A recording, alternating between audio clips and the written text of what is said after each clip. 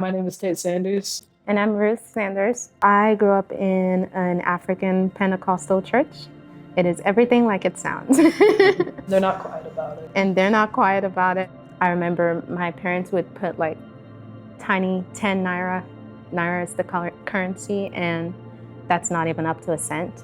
And they would put 10 naira bills in our hands, and that would be our little money, that we got to participate with all the adults to give to the Lord. And looking back on it now, like adding up all of the money that they gave, they had 4 kids, adding up all of the money that they gave to us to tithe when we were in the service, it could have been enough for them to buy a meal. I never once felt like they didn't want to give it to me to give it to the Lord.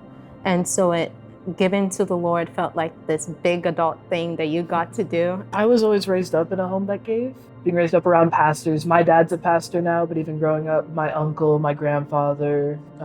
So giving and tithing was always something that was instilled in me from when I was younger. The way my parents presented it was always a matter of like, this is yours to be responsible with, and part of that responsibility was tithing on it. I'd say when I was in college, and especially after I proposed, and we were facing all the massive expenses that 2 people without the largest income getting married face, seeing it all, it was some big expenses for 2 people who couldn't even afford the wedding they wanted to begin with. And so giving that 10% off of my esports lounge wage felt like I wasn't gonna make it. And so I just had to let go of it all and trust that God was gonna take care of the rest. And there were provision from all sides. One thing for us is that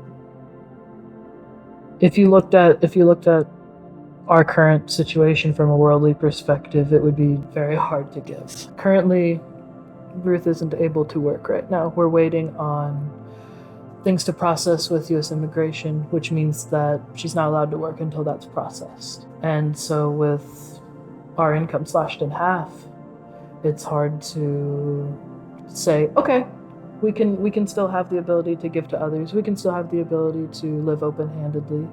I think giving has been a big part of how I've been able to emotionally make it through it, because just having the ability to give is such an ease to my heart to know that we're doing okay. We've seen through our early marriage of how it's overflowed back into us. Mm-hmm. And we noticed when recounting everything in our bank accounts that there's still more to give.